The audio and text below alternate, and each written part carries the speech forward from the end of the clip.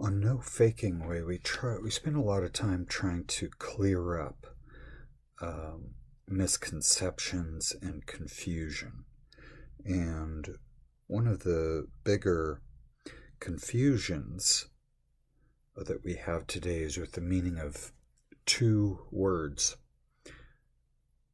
These ideas are central to our government and to our society, and how we allocate justice, how we administer justice, and how we allocate the meting out of justice, and all of that stuff in a very broad broad sense. So I think we have a definite misunderstanding of some things when we use these two different words. So the two words are democratization and liberalization. And so I've made a whiteboard here, and I want to kind of perform an analysis starting with differentiation, splitting some ideas into these two different concepts. In other words, taking some common cultural events and cultural developments over the last 100 years or more, and deciding, is that democratization or liberalization? Because these words are used in a confusing way. So let's look at the words. Democratization. The process of democratization, the sense of it is that how it's often used. There's one use for the word, which means democratic voting has been brought to a country. For instance, the democratization of Iran, or the democratization of the Soviet Union, where they didn't have free and fair elections before the wall fell down, and then afterwards they did. Many other countries were brought democracy. It kind of came from the outside. I don't think that's a criteria for democratization, that it come from the outside, but just the bringing of the political system of democratic voting for political representatives, that type of thing. That's democratization. And that's clear. I don't dispute that. There's another meaning of the word, though, where it's the sense that you're giving power to the people, sort of, or you're taking something that was once only for the elites, and now you're making it available to the masses. So a classic example is the printing press. Gutenberg. The printing press took publishing.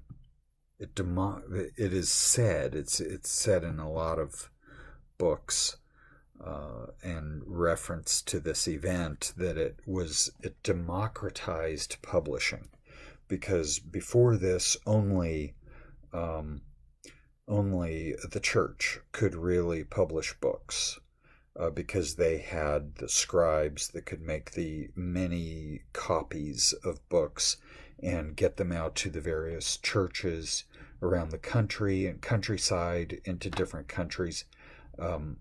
So the clergy, the scribes, were the publishing houses of the old days.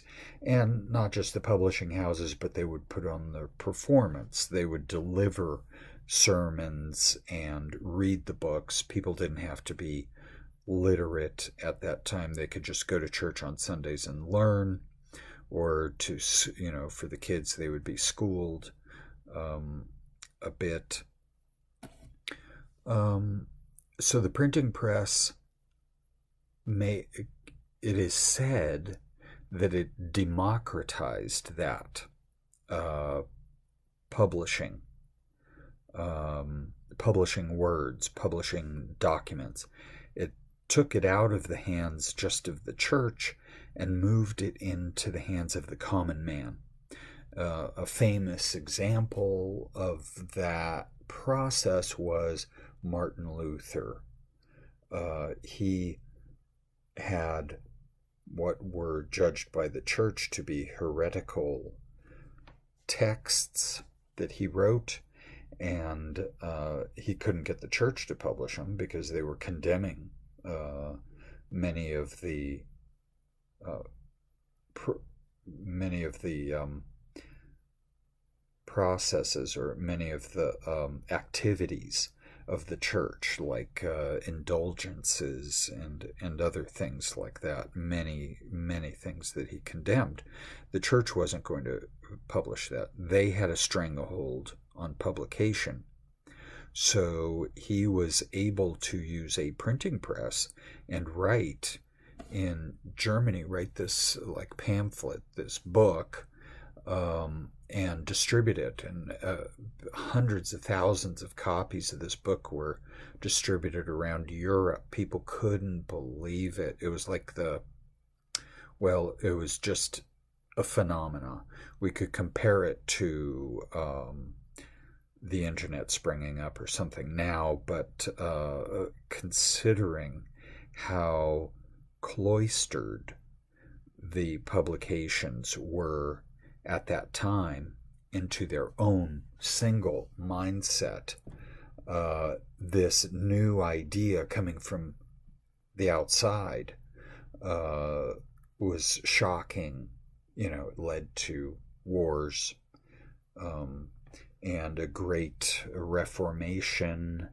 A split in the church led to the Protestant religious schism from the Catholic Church, a breaking away. It was a huge event. But that's called democratization. But the problem is, it wasn't voted on. It wasn't put before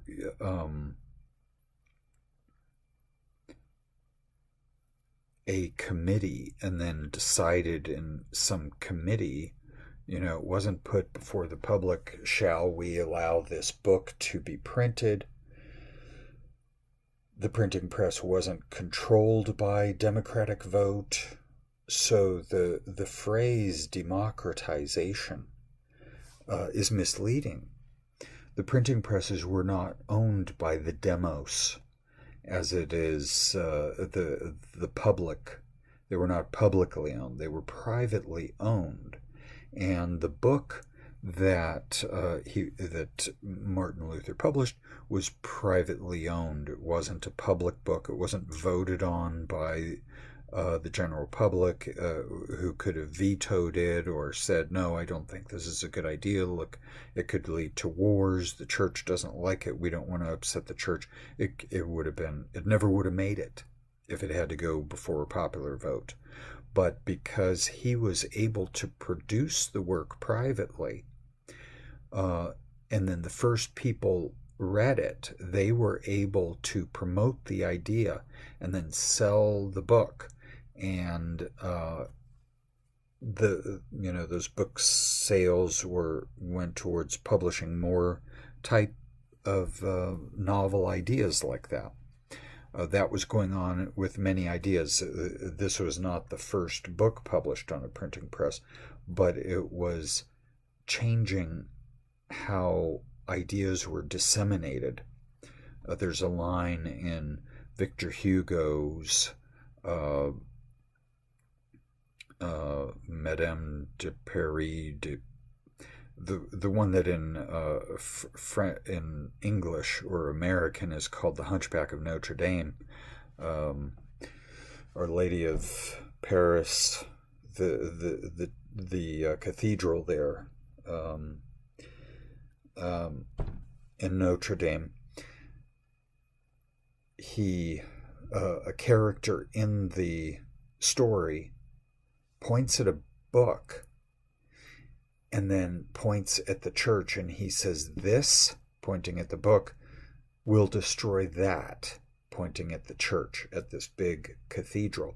Because the way people had learned, they went to the cathedral, they saw the gargoyles, they saw the stained glass windows. It was quite a all-encompassing experience of learning. And this is how they got their knowledge about the broader world and about the eternal truths, whereas from day to day they were just tilling the field. So it was quite a shocking thing to them to have these books come out, and it did do something to the cathedrals. It didn't kill them completely, though, did it? We still have probably even larger cathedrals now, not as made of stone and as spectacular, but in a different way, perhaps even visited by more people. So it didn't kill them, but it did diminish their dominance in the control over how ideas were disseminated. And that was from private ownership.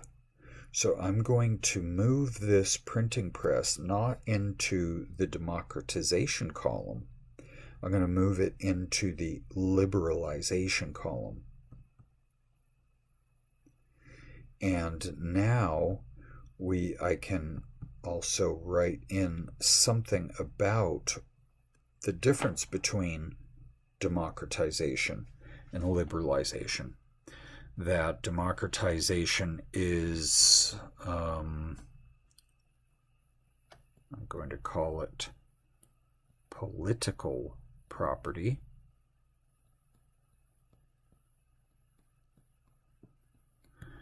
And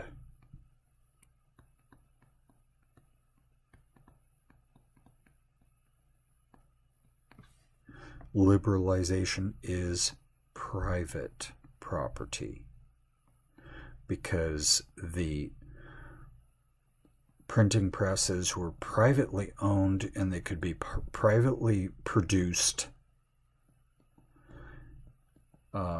privately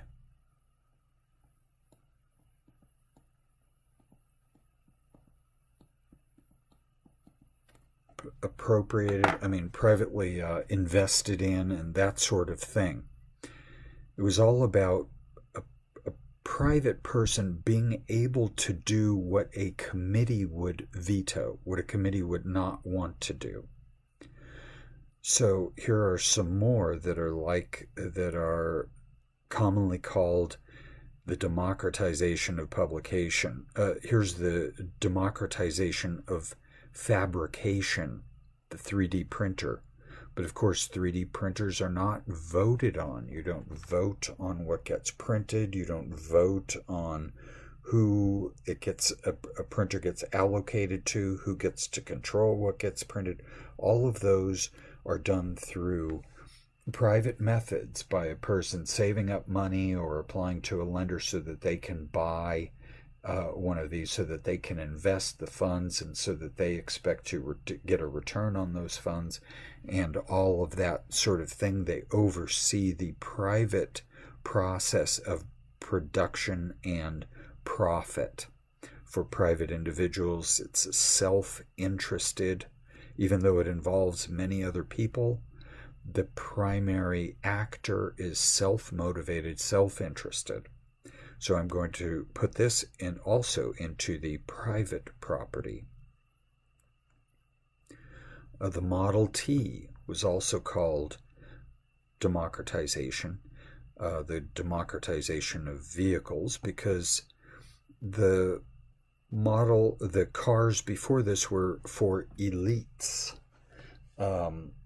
Only elites, people who could afford very expensive vehicles, some of them $1 million way back in, like the Duesenbergs and other vehicles were very expensive. But even the run-of-the-mill vehicles before the Model T were quite expensive and only for the rich.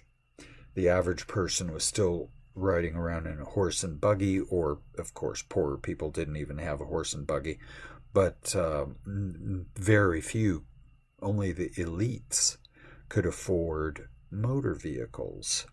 So Henry Ford changed that, and he did not do it by voting. People did not take, there wasn't a general public vote or really much of any other kind of vote. It was all private individuals deciding if they wanted to invest in the Ford motor car. It was Henry Ford expecting to make a big profit himself, and they worked together. They distributed their labor in the classical liberalism market sense of the word. So I'm moving that into private property. And of course, I mentioned classical liberalism, and that's, where I'm getting this from. Liberalism, classical liberalism, the original liberalism, is all about private property. The acknowledgement that throughout history, the people who are most productive with their property, the most productive producers of goods and for the general public, were private holders of property. The manufactories and many other cases throughout history where people were doing great things with private property, even though what is most often sold to the public by intellectual elites and by the clergy and by the politicians in a three-way trifecta of not very, or let's say, deceptive reporting. They say that, it's only through collective action, but of course, in these private property scenarios, each individual votes on his own investment of time and money. He votes only with himself, unless he's splitting the cost with someone else, and then he doesn't quite vote. He sees how far he can get along with others and work together, and at any time he can say, I disagree now, and I split myself from, I don't want to invest with you. I want to take my money, and then he can take his money out of that, depending on the arrangement, but the typical kind of arrangement, and he can make any of these arrangements, but he makes them himself. He's not bound by a collective to vote and be bound to the results of the vote without any recourse to taking his money out, unless he's thoroughly tied his money up with theirs and has no way to pull it out. That was a choice he would have had to make in the beginning. In any case, it's all private, and it's all classical liberalism idea. That's why I put this over in liberalization, because that's what classical liberalism is about. Here's another democracy one. 40,600,000 Germans vote for Hitler in record German poll. 2 million noes counted. This goes squarely in the column of democratization. The Germans voted for Hitler. This is the kind of negative results that are usually seen as, unbelievable. How did that happen? In a democracy, people should be, the voice of the people is infallible, is taken to be correct, sacrosanct. We do that here in the U.S. We say, that he was elected by the voice of the people, and to most people that means, you cannot question the voice of the people. The people have spoken.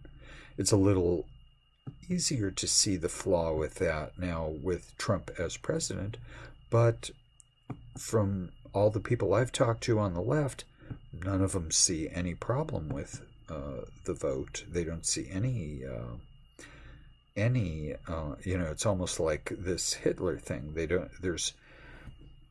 don't see how voting can actually lead to negative results. They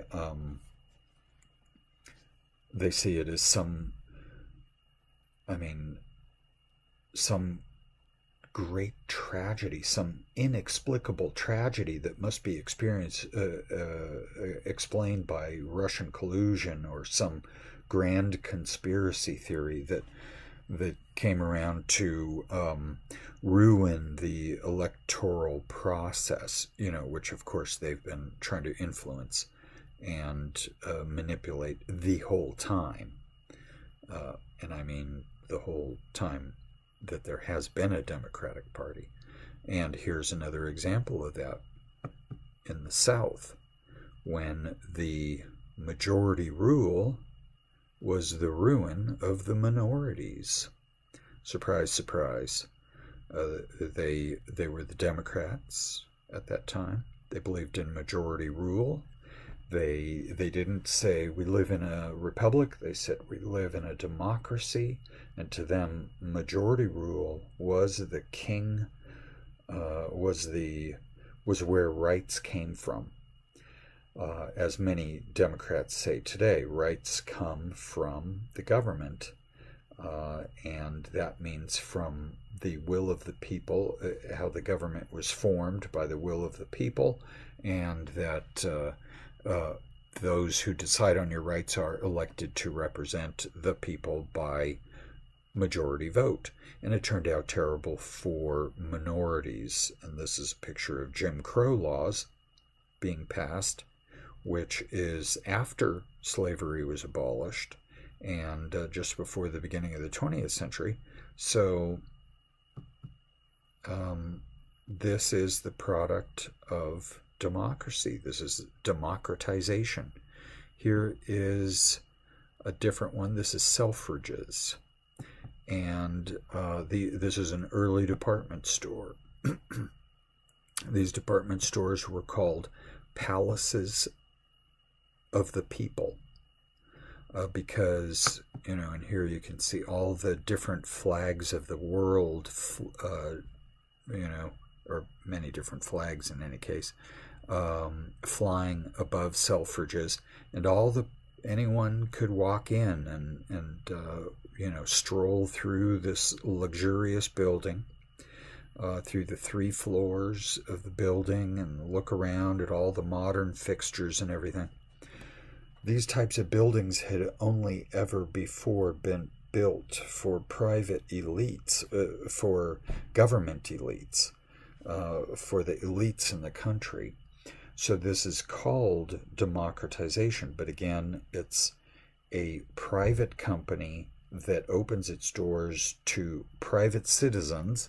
Even though it's called the general public, only some of the public comes in. The people who are shopping for goods at that store, and the store can say, you've been wandering around for a while, we don't want you in here. You don't seem to be buying anything, and eventually kick a person out at their own discretion because it is private property. But the grand thing was all these people of the town, of the general public, where they would take trains in for shopping excursions, and they would go into this privately owned building that was one of the fanciest buildings at that time, with the best, very advanced architecture and accommodations inside the building, very modern, super modern, and it was for the public. It was a palace of the public. But even though it's called Palace of the Public, it was privately owned, and it was for private citizens. It was not voted upon in a by the general public. It was a private business venture. So this goes squarely into the liberalization.